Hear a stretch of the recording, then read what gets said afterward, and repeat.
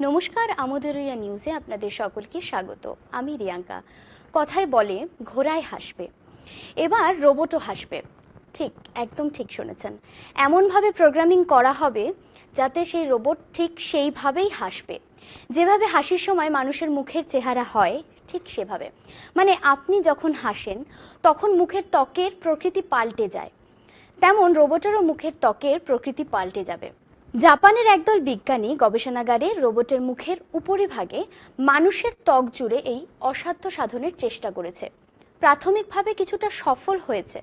জাপানের বিজ্ঞানী দলের প্রধান মানে টোকিও ইউনিভার্সিটির বায়োহাইব্রিড সিস্টেম ল্যাবরেটরির অধ্যাপক সোজি তাকেউচির নেতৃত্বে এই কাজটা চলছে।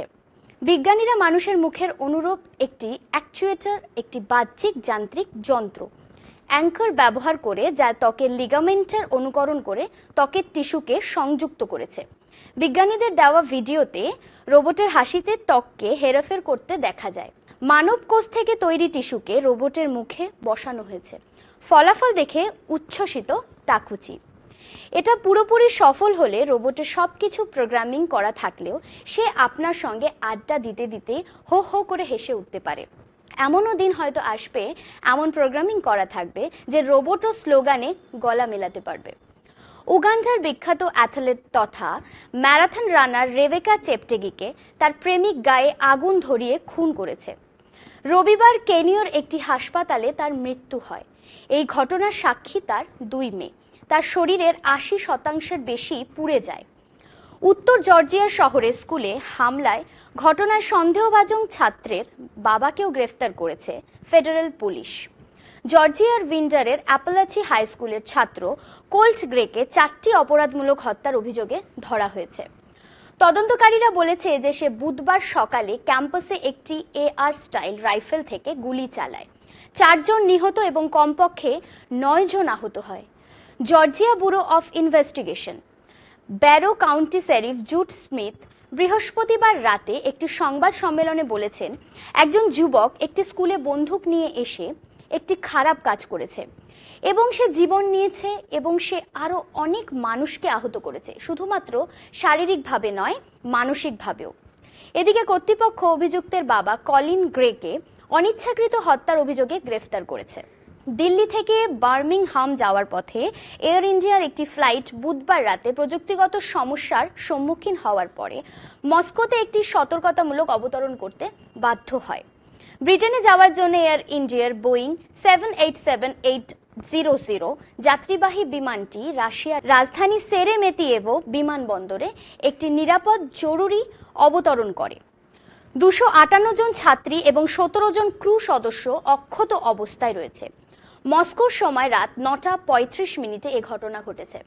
বিমানবন্দরের একটি বিবৃতিতে বলা হয়েছে, কারিগরি সমস্যার কারণে বিমানের ক্রুরা সেরেমেতিয়েভো বিমানবন্দরে একটি অনির্ধারিত অবতরণের অনুরোধ করেছিল। সাম্প্রতিক মাসগুলিতে এটি ছিল 3য় এয়ার ইন্ডিয়ার বিমান যা প্রযুক্তিগত সমস্যার কারণে জরুরি অবতরণ করেছে। অজগর সাপ গিলে খাচ্ছে। হ্যাঁ, এমনটাই ঘটনা ঘটেছে বাংলাদেশে। বাংলাদেশের বিজ্ঞানীরা একটি 10 ফুট লম্বা বার্মিজ অজগরকে, জীবন্ত একটি বড় অজগরকে গিলে ফেলার ছবি ভিডিওতে ধরেছেন। এটি বিশ্বের সবচেয়ে বড় সাপের 2টি প্রজাতির মধ্যে একটি, আরেকটিকে গিলে খাওয়ার ঘটনা, যা আগে দেখা যায়নি।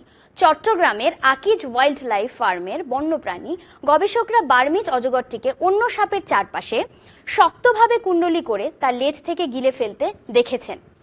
সম্প্রতি সরীসৃপ এবং উভচর জার্নালে প্রকাশিত একটি প্রতিবেদনে বলা হয়েছে, অজগরটি তার শিকারকে পুরোপুরি গ্রাস করতে প্রায় 2 ঘন্টা সময় নিয়েছে। ঘটনাটি ঘটে 2020 সালের অক্টোবরে। রেটিকুলেটেড অজগরটি বার্মিজ পাইথনকে সংকুচিত করে আত্মরক্ষা করতে চেয়েছিল, কিন্তু পারেনি। বিজ্ঞানীরা এই আচরণে হতবাক, কারণ বন্যপ্রাণী খামারে উভয় সাপের জন্য আরও ভালো খাবারের বিকল্প ছিল। তারা সন্দেহ করে যে নিজেদের বিরোধে একটি অজগর অন্যটিকে খেয়ে ফেলতে পারে। বার্মিজ পাইথন এবং রেটিকুলেটেড পাইথন বাংলাদেশে দেখা যায়। দুটোই বিপন্ন তালিকায় রয়েছে। বার্মিজ পাইথন 16 ফুট পর্যন্ত লম্বা হয় এবং সারা বাংলাদেশে পাওয়া যায়। বিশ্বের দীর্ঘতম জালিকাযুক্ত অজগরটি 22 ফুট পর্যন্ত লম্বা হতে পারে এবং এটি সিলেট ও চট্টগ্রামের পূর্বাঞ্চলে পাওয়া যায়।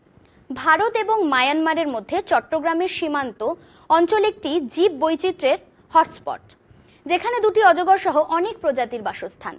এই এলাকাটি টিকটিকি, ইঁদুর, বানর, ছোট মাংসাশী, হরিণ এবং বন্য শুয়োরের আবাসস্থল। এগুলি সবই সাপের সম্ভাব্য শিকার। কিন্তু অবাক কাণ্ড, এত খাবার থাকা সত্ত্বেও একটি সাপ আরেকটিকে কেন গিলে খেলো, সেটাই ভাবিয়ে তুলছে বিজ্ঞানীদের। বিজ্ঞানীরা আকিজ বন্যপ্রাণী খামারে বসবাসকারী মুরগিগুলি গণনা করেছেন এবং দেখেছেন যে একটিও সাপ খায়নি। আজ এই পর্যন্তই, আবারও ফিরবো অন্য কোনো খবর নিয়ে। ধন্যবাদ।